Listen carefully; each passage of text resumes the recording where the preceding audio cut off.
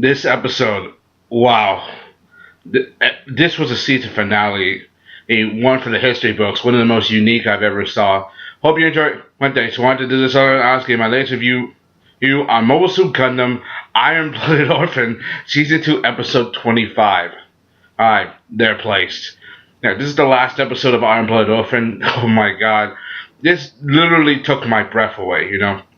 Now, as the team, get ready to escape through the emergency tunnels down below, this is gonna put a jock full of spoilers. I'm gonna give you everything I got, I'm gonna be full on honest, So I'm just gonna spoil everything because of how much his ending was, Akihiro, Mikazuki, and the others trying to fight on the front lines, trying to do their best while the others try to make their way to the escape tunnel, and they do, They try to Mikazuki and Akihiro, they chose to stay behind. Chose to stay behind to protect their friends, their loved ones, their comrades from dying this horrible battle, They're still giving it their all, even though their comrades are, they're taking on Gjallerhorn and they're fighting, giving it everything they got, they're still doing this. And they're being called the devil. I mean, the fact that they're being called the devil by these guys, Gjallerhorn, that's Gjallerhorn fearing their power, Because these guys have been through hell and back, literally, They've done so many things, The only two who are left on the battlefield are Akihiro, and Mikazuki. They both decide to stand, Akihiro doing Gushion, Mikazuki and Barbatos, both of them standing together at the fight. But one of the things I gotta live is the funny banter saying, Mikazuki saying, hey, don't get in my way when I'm out there. And say, Mikazuki's like, why you don't expect me to carry you back when this is over? And that's something, And they've already lost so much of their comrades, and against Gjallerhorn of all people, they knew that this was an impossible battle that they were going to fight. They knew that this was an impossible battle, an unwinnable battle. And McGillis got killed in the last episode.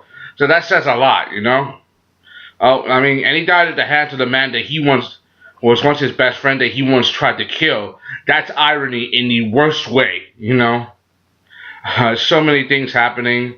McGill, as they continue to fight, feel, Laster, seeing this, says, Roster, uses the dying slave on them, and he does this from deep space, I wish and Roster, he was the best villain of the.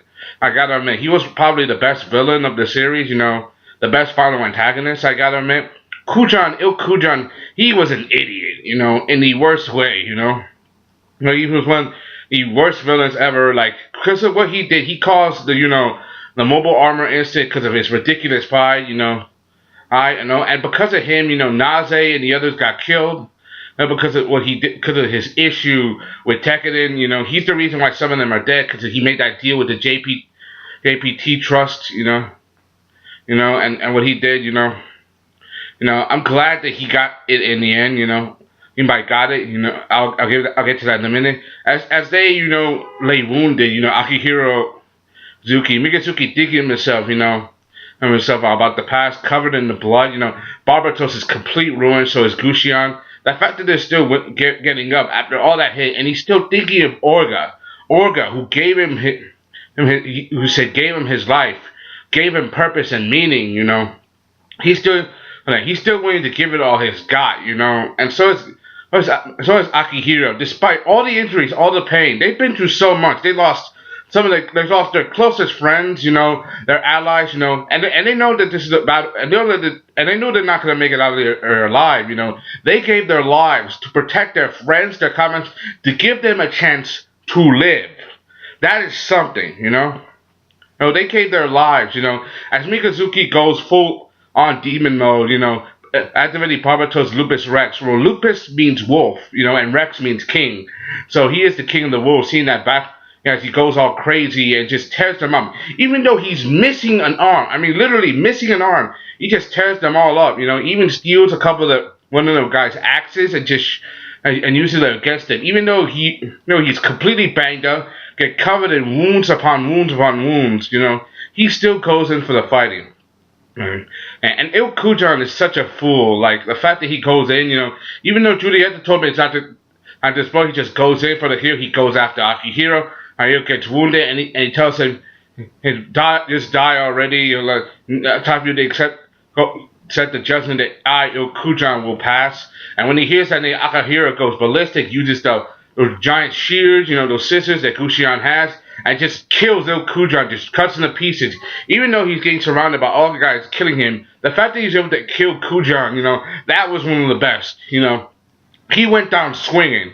And that's one of the things I loved about Akihiro. He was a big guy, and he gave it all he's got. He lost his brother or his friends, and he gave his life on the battlefield. And getting down to the nitty gritty between Juliet and Mikazuki, the fact that she was his final opponent, it says something, I mean, even though Mikazuki, he tore her up last time, and that was because he was upset that his friend got killed. Now he's in full on beast mode, even though he's half torn up.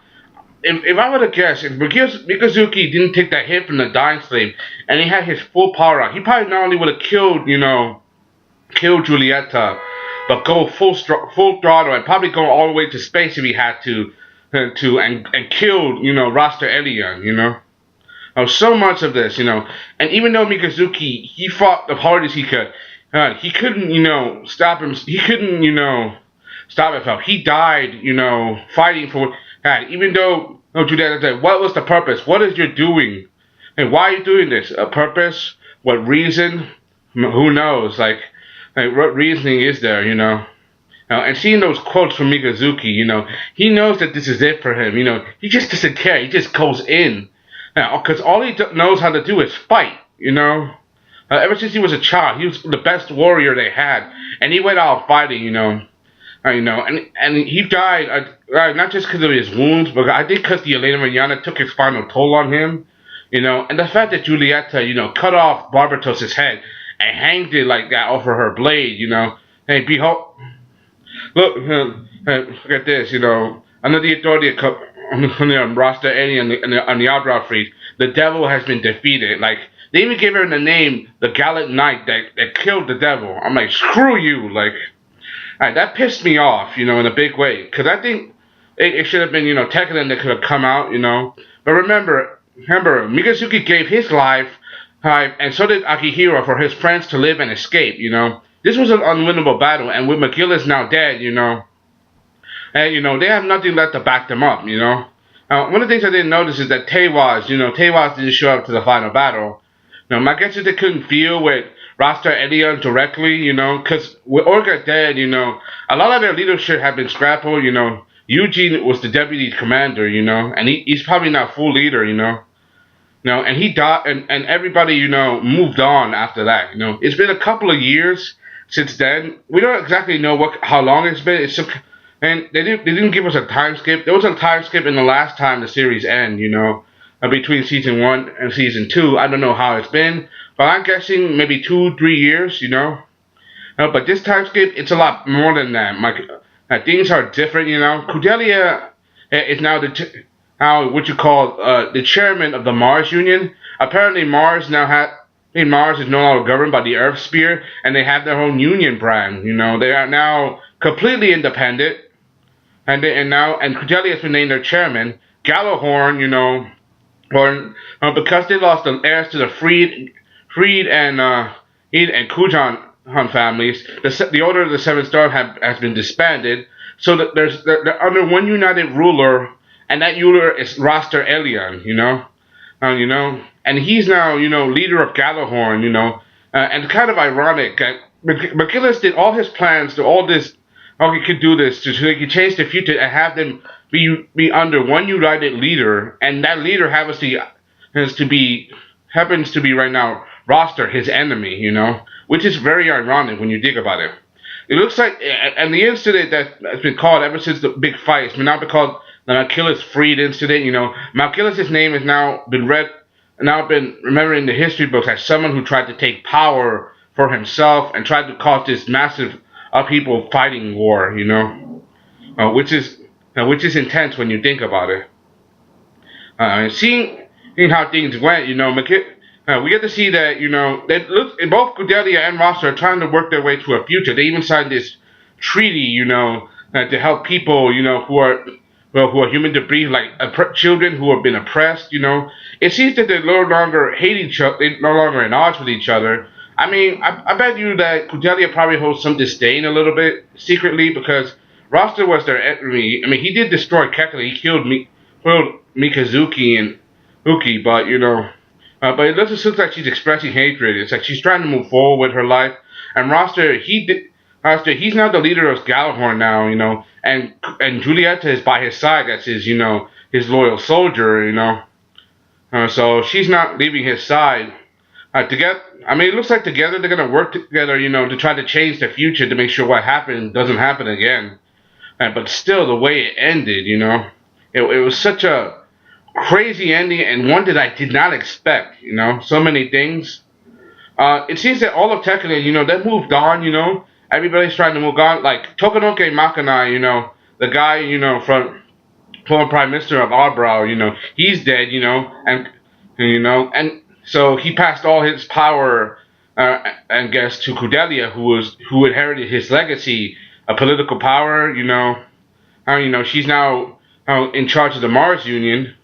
And apparently it's also helped to the Tewas with McMurdo. We'll get to see some of the Tewas group again, the Turbans, even though we didn't get to see them participate in the final battle, it would have been good. I mean, they probably would have lost, but it would have been a much bigger fight than they were before. I mean, they couldn't take on Gjallarhorn directly, but, with their help, they probably could have helped change the shift of the war a little bit, Everybody's trying to move on. Eugene, still, every other Chad, everybody's trying to move on, and Charles or whatever, they're trying to move forward with their lives. But one of the things we get to see, they still won't remember their friends. They won't abandon who they were, their comrades. Like for example, Cordelia, her earbuds, her earrings are the symbol of Tekkadan, and the flower symbol, and then there's oh, Ride, he was a little boy. He saw Orca get killed. He gave his life for him, and he still saw vengeance. He killed McMurdo. He killed what you call that fat dude, what do you call it, Nobilis Gordon. He killed Nobilis, and right when he was taking in the bathroom to take a crap, that was, anybody else remind you of Deadpool? It was such a, the way he did it, they become this hit squad. It's obvious that Ride, he hasn't forgotten the past. He's gonna do his best. He's gonna make sure that people who paid for their crimes, I don't know if we're ever gonna see Ride again, because this is the series finale, all right, which is kind of messed up, But I understand how the way they ended, it was an unwinnable battle. They lost most of their comrades. The odds were against them from the start. They still gave them one hell of a fight.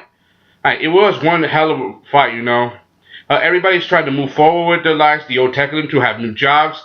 Some of them are computer technicians, You even get to see that Minabit and Mr. Nukinocho, they have 2 children now, which is a thing. And speaking of children, Cordelia going home to Mars to see the man she loved, she get to see Atra, and she's raising a child, and that child is named Akatsuki.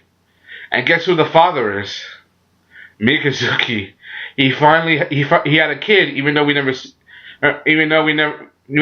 know how he did it, Knowing Mikazuki, he probably did it, when no one wasn't looking, the fact that Mikazuki had a kid, and he looks exactly like his father, but except his hair. His hair is definitely his mother's, and the fact that Cordelia is also there raising the child together, and saying that, his hands is like his father's, that they are hands that will grip the future, saying that, that the fact that there's a piece of Mikazuki that's still alive, that they have him, and remember, they do care, they did love him, they did show it sometimes, and the fact that, it ended in such a way that even though they're gone, some friends are gone, their legacy, their memory still remains with them, and even to this day, hey, even though their names are inscribed in the memorial stone, the Tekkadan memorial stone, they're carved.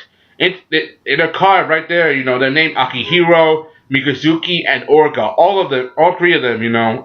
And the way it ended with them seeing them picture, of Mikazuki and the others, all of them together, well, most of their comrades, it's quite a auspicious ending, but I gotta admit I like it because it didn't. Even though Tekkadan basically lost the battle, not all of them died because some of them gave the ultimate sacrifice so they could live and move forward. You know, Mikazuki, Orga, Akihiro, they were some of the best characters from the series.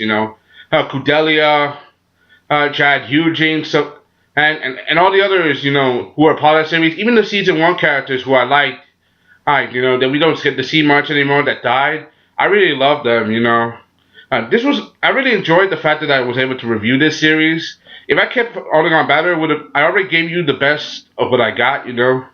I really enjoyed this series. I'm gonna keep reviewing shows like this. I'm gonna probably review. If you want me to review more shows like this, let me know down in the comments below, because I love Gundam. I grew up on Gundam, Gundam Wing, Gundam Mobile Fighter G Gundam, the original Gundam. I loved it. I can't wait to review the next big Gundam series when it comes out. Anyway, see you guys next time. I'm out. This is Sellavin asking you on Mobile Suit Gundam Iron Orphans Season 2, Episode 25, Series Finale, Episode 50. Their place. I'm out. See you guys next time. Bye-bye.